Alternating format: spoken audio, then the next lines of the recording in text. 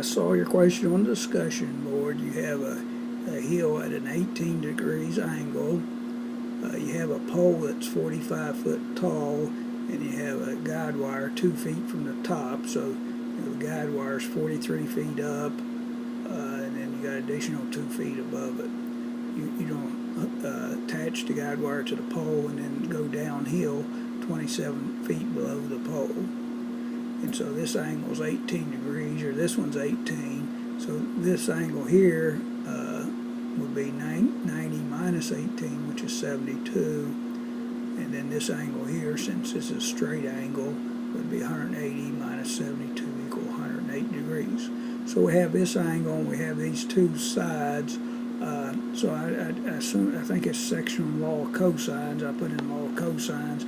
We know one side's 27, the other one's 43. We put the 27 and 43, and then this angle opposite side we're looking for is 108. So I put this in the calculator and I obtained 2,578.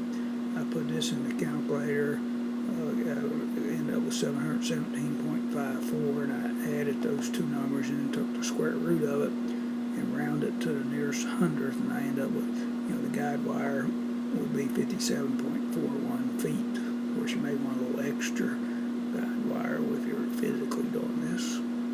Hope this helps.